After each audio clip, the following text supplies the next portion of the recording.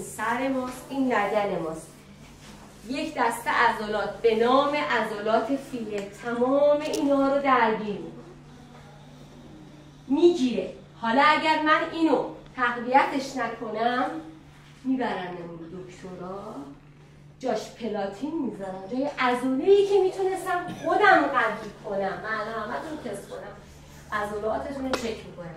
عضله‌ای که میتونستم خودم قویش کنم و چون خودم قویش نکردم یه عالمه پیچ و پلات دقیقاً مغازه نجاری، یعنی واقعاً سر عملای ستون فقرات و ارتوپدی که میرن تق و توپ و پیچ و میچ و داره میزنه به این جای عضله‌ای نداشته من، جای عضله‌ای که خودم به راحتی میتونستم بسازم. یکی از مهمترین عضلاتی که روش‌هایی که میشه عضله فیله رو ساخت حتما براتون انجام میدم این حرکته. مار کبرا ببین، بیام بالا، 1 2 ببین خودتون متوجه میشید.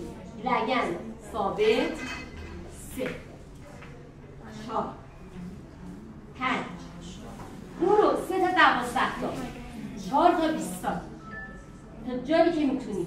یا این حرکت ببین، 1 2 3 این مار آروم بالا، 6 7 8 9.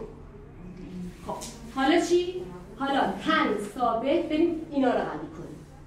پا بیاد بالا، 1 2 3 4 5 3 تا 20 تا پایین.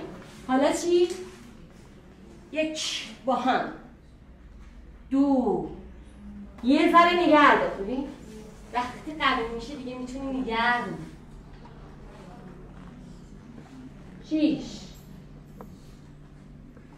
8 9 10. این 3 تا حرکت فیله رو به راحتی تو خونه میتونن انجام بدن. دستگاه فیله توی باشگاه هستش، روش‌های سرچ کن حرکات تقویت فیله. کسی که فیله‌اش قویه، دیسک هم داره برطرف میشه، دیگه هم دیسک. پس هر بیماری که سراغ ما میاد ناشی از چیه؟ ورزش کردن. سبک زندگیه.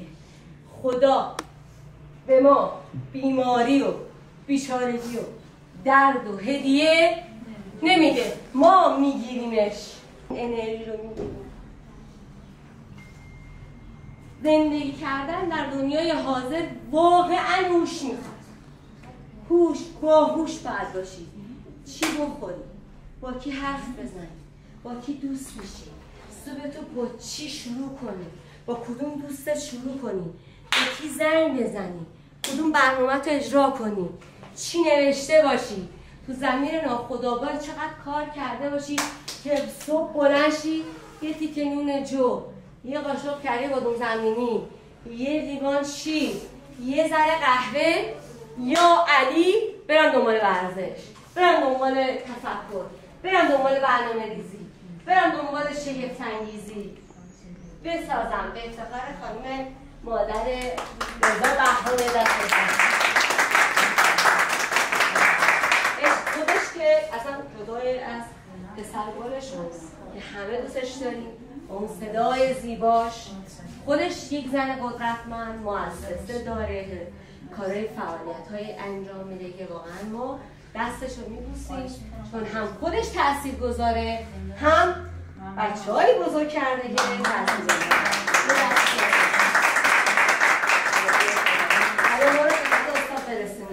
از همینجا خدمت همه هنرمندای کشورم دست تک تکشون میبوسم که لبخند به روی مردم عزیز ایران میارن. یه دست